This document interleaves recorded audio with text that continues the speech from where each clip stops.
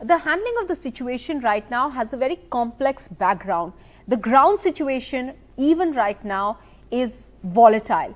As the trust in the administration and the police have both ebbed because of the lack of seeming action, how can the army help in the situation? Again, considering that even relations with the armed forces have been pretty complex earlier with AFSPA. Absolutely, Mahab. I think Northeast in general and Manipur in particular are very complex regions and states. Therefore, this needs actually a deep understanding of the situation. Well, having done multiple tenures in Northeast and commanded my division in Manipur, I can give you a overall view as to what the situation is today, why it is, and what can be done further.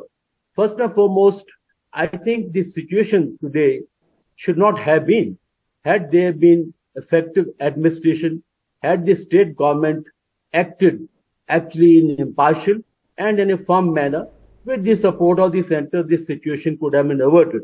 In fact, in 2004, this situation was far worse when I commanded the division.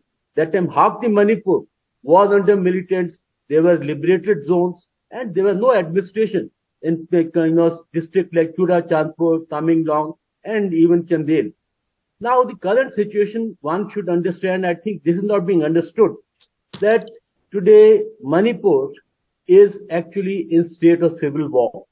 There's anarchy, villages have been fortified, and the public in these villages, both militants and the villagers, are armed.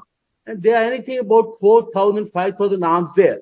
So therefore, today villages are like the defended localities, what we have in the armed forces, and they're facing each other. And I think Manipur is on Balkan. Second point is, you said how the army can control this situation. You see, first and foremost, armed forces operate under the civil administration. And today, Manipur state government is not effective.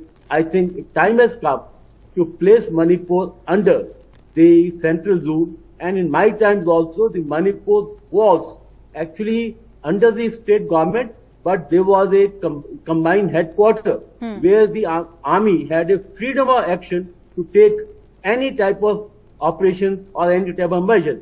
But today that is not the situation. Army today is an internal security role, means it is in assistance or in aid to civil authorities. It is not in the counter-insurgency role. So therefore, it's deeply constrained. So I would say that first and foremost, have a civil structure in place, have a combined headquarters, get the central zone, and then define the role of the army and also the other civil law enforcement agencies.